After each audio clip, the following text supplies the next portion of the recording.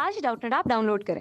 Doubtnut पर अपने सभी गणित, रसायन विज्ञान, भौतिक विज्ञान और जीव विज्ञान के डाउट्स का करो सफाया। बस प्रश्न की फोटो खींचो, एक ही प्रश्न को क्रॉप करो और तुरंत वीडियो सोल्यूशन पाओ। अभी डाउनलोड करें। इस प्रश्न में हमसे कहा गया है कि रेखीय आवेश घनत्व लैम्डा वाला एक लंबा आवेशित बेलन एक खोखले समाक्षीय चालक बेलन द्वारा घिरा है। दोनों बेलनों के बीच के स्थान में वैद्युत क्षेत्र कितना होगा, हमें ये बताना है। तो सबसे पहले हम इसको समझने के लिए एक चित्र बनाते हैं। तो यहाँ पर हमने दो बेलन बना लिए। हमारा रेखीय आवेश घनत्व लैम्डा वाला जो बेलन है वो मान लीजिए ये पहला बेलन हमारा, ये हमारा जो पहला बेलन है इसका रेखीय आवेश घनत्व लैम्डा, और ये जो दूसरा बेलन है ये हमारा समाक्षीय, मतलब इन दोनों बेलनों की जो अक्ष है वो एक ही है, एक ही अक्ष के परितः ये दोनों बेलन बनाए गए हैं। तो इसी का मतलब समाक्षीय होता है, अक्ष जो है दोनों की एक ही है। तो बेलन वन की बात करते हैं हम पहले, तो हम यहाँ लिखते हैं बेलन एक के लिए।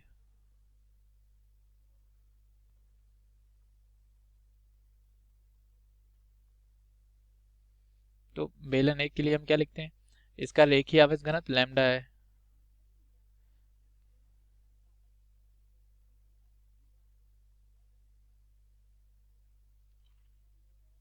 अब रेखीय आवेश घनत्व क्या होता है, रेखीय आवेश घनत्व जो होता है वो होता है आवेश एकांक लंबाई पर।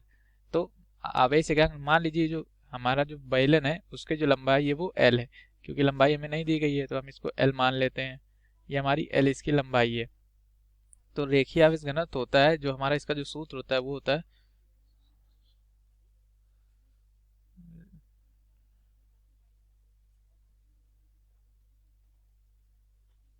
आवेश घनत्व लैम्डा बराबर आवेश, इस पर जितना आवेश होगा वो बटे लंबाई, इसकी तार की लंबाई कितनी है या बेलन की लंबाई कितनी है। तो आवेश हमें अगर निकालना है तो आवेश हमारा कितना हो जाएगा, क्यू बटे एल, हमने इसकी लंबाई माननी है तो ये जो हमारा क्यू हो जाएगा वो लैम्डा एल हो जाएगा।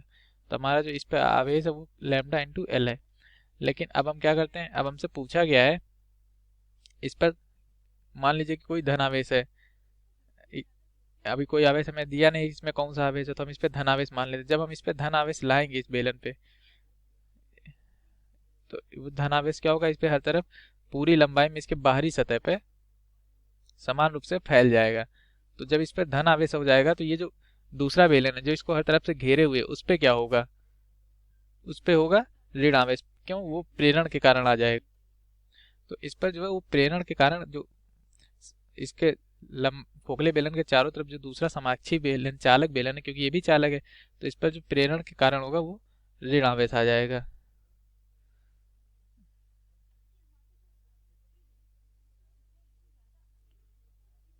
इस तरफ भी ऋण आवेश आ जाएगा,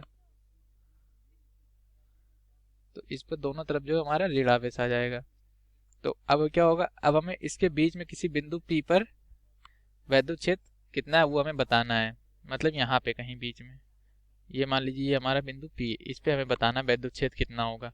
तो इसको हम कैसे हल करेंगे, इसको हम हल करेंगे गॉस के नियम से। गॉस का नियम क्या कहता है, गॉस का नियम कहता है कि वैद्युत क्षेत्र जो होता है, किसी भी बंद पृष्ठ से निकलने वाला वैद्युत क्षेत्र उसमें उपस्थित अंदर परिबद्ध आवेशों के मान पर निर्भर करता है। मान लीजिए कि यदि, जैसे कि हमारा ये कोई उदाहरण से हम समझा रहे हैं, ये कोई हमारा डब्बा है, घन है, तो अब इसके अंदर क्यू चार्ज है, तो इसमें से जो वैद्युत क्षेत्र रेखा है जिसको वैद्युत फ्लक्स कहते हैं, वो जो होगा वो होगा हमारा अंदर आवेश जो है क्यू बटे अपसाइलन नॉट। अपसाइलन क्या होता है, निर्वात की वैद्युतशीलता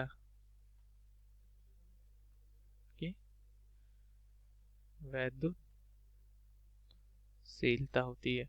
तो अब हम इसी सिद्धांत का इस्तेमाल करके हम इस बिंदु P पर वैद्युत क्षेत्र की तीव्रता निकालेंगे। तो आइए हम इसको हल करना शुरू करते हैं। तो इसको हमने यहाँ पे एक दोबारा चित्र बनाया है जिससे हमें ये साफ साफ समझ में आए कि हम अब करने वाले क्या हैं। तो हमारा जानते हैं, ये हमारा जो बेलन नंबर 1 था जिस पर कि रेखीय आवेश घनत्व लैम्डा है, और ये बेलन नंबर 2 जिसको हमने हरे रंग से दिखाया है, इस पे हमें जो कि समाक्षीय बेलन है इसको चारों तरफ से घेरे हुए, तो हमें इन दोनों के मध्य वैद्युत क्षेत्र P पे वैद्युत क्षेत्र निकालना है। तो हम क्या करेंगे, हम इस पर एक गॉसियन पृष्ठ की कल्पना कर देंगे। गॉसियन पृष्ठ क्या होता है, यह एक काल्पनिक पृष्ठ होता है जिससे कि ये जो हमारा आवेश है ये उस पृष्ठ के परिबद्ध हो जाएगा, तो हमें उससे निकलने वाले सभी वैद्युत फ्लक्स का मान पता चल जाएगा। तो गॉसियन पृष्ठ की कल्पना हम यहाँ पर बेलनाकार ही क्यों करेंगे, क्यों, क्योंकि जब हम बेलनाकार लेंगे तभी बेलन नंबर 1 जो वो पूरी तरह से उस गॉसियन पृष्ठ के अंदर आ पाएगा। तो हम यहाँ पर एक बेलन बनाते हैं, मान लीजिए बिंदु P पर हम ये एक बेलन बनाते हैं, एक ये, तो ऐसा बेलन बनेगा तो ये इसको हर तरफ से घेरेगा, एक ये। तो अब क्या होगा, अब इसको ऐसे हम ले जाएंगे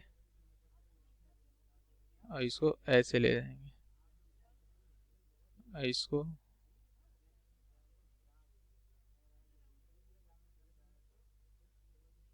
तो ये देखिए ये हमारा जो है ये है हमारा गॉसियन पृष्ठ, ये हमारा गॉसियन पृष्ठ बन गया। अब हम क्या कर रहे हैं, अब हमें बिंदु P पर वैद्युत क्षेत्र की तीव्रता निकालनी है। तो यहाँ से जो वैद्युत फ्लक्स रेखाएं निकलेंगी वो, अब वैद्युत क्षेत्र की तीव्रता का जो सूत्र होता है वो होता है फाई ई बराबर E D A cos theta. तो बिंदु P पर ये जो बेलन है इस पर हम बहुत छोटा सा एक एरिया लेंगे जहां हमें वैद्युत क्षेत्र की तीव्रता निकालनी। तो एरिया क्या होगा, इसके गॉसियन पृष्ठ के लंबवत होगा, इसको हम डीए दिखाते हैं। और ये धन आवेश है, धन आवेश से निकलने वाली वैद्युत क्षेत्र की रेखाएं भी इसी दिशा में निकलेंगी, ई। तो ई और ए के बीच का जो कोण होगा वो 0 डिग्री होगा, थीटा जो है वो 0 डिग्री होगा। क्यों, क्योंकि जो एरिया है, क्षेत्रफल है, वो गॉसियन पृष्ठ के लंबवत है और वैद्युत क्षेत्र रेखाएं भी गॉसियन पृष्ठ के लंबवत ही निकलनी, दोनों के मध्य जो कोण है वो 0 डिग्री का है।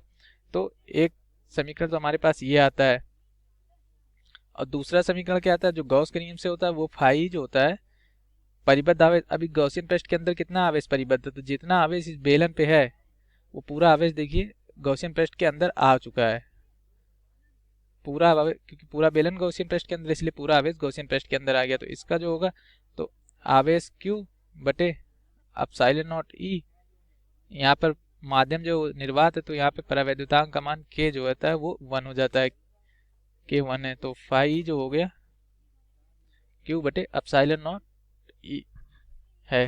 अब हम क्या करेंगे, ये हमें दो समीकरण मिल गए हैं, अब हम इन दोनों समीकरणों को बराबर कर देंगे, क्योंकि दोनों ही हमारी वैद्युत फ्लक्स रेखाएं बता रहे हैं। तो दोनों समीकरणों को बराबर करने पर क्या आएगा, दोनों समीकरण को बराबर करने पर, दोनों समीकरणों जब हम बराबर करेंगे तो आएगा हमारा E D A cos theta बराबर क्यू एप्सिलॉन नॉट। ये जो E D A cos theta है ये इस बहुत ही सूक्ष्म क्षेत्रफल से निकलने वाला गॉसियन पृष्ठ बता रहा है, और ये जो फाई ई है ये दूसरा वाला, ये पूरे पृष्ठ निकलने वाले के लिए बताता है। तो हम यहाँ पे क्या करेंगे, ई और डी ए के बीच का जो कोण है वो तो हमारा 0 डिग्री है, तो ई डी ए हो जाएगा, इसका हम समाकलन कर देंगे पूरे पृष्ठ के लिए।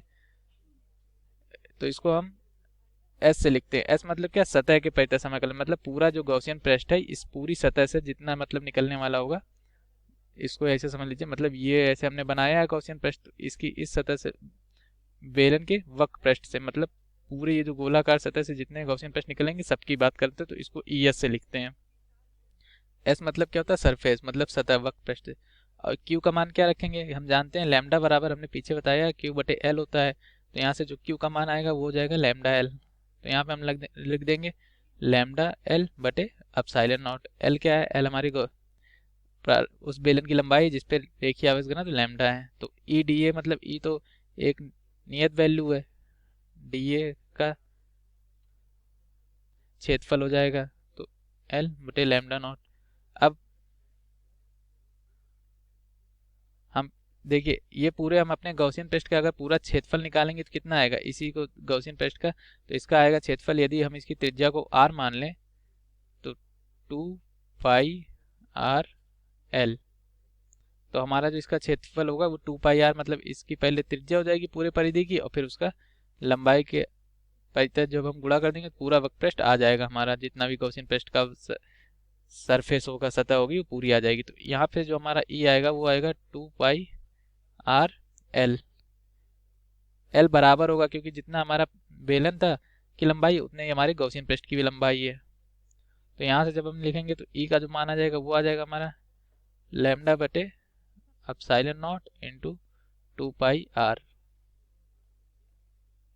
तो r क्या है? r वो दूरी है जिस दूरी पर हमें वैद्युत क्षेत्र की तीव्रता निकालनी है, क्योंकि यहाँ पे हमने देखिए r कहाँ से लिया, ये समअक्षी था, दोनों के अक्ष समान थे, और r ये दूरी है जहां से हमने बिंदु P लिया है, ये दूरी हमारी r है, मतलब गॉसियन पृष्ठ की त्रिज्या।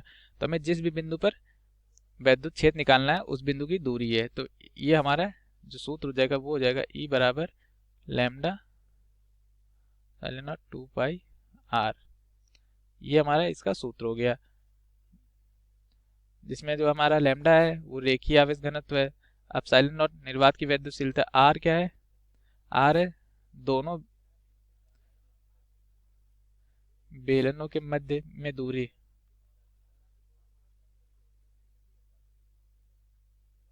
में दूरी बेलन की अक्ष से, बेलन की अक्ष से, बेलन की अक्ष से कितनी दूरी पर है हमें वैद्युत क्षेत्र निकालना है वहां पर। अब ई क्या होगा? ई जो होगा r दूरी पर स्थित वैद्युत क्षेत्र,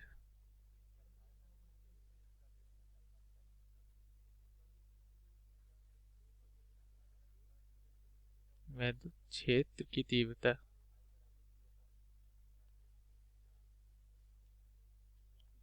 तो ये हमारा इसका उत्तर था, यही हमें इसमें सिद्ध करना था।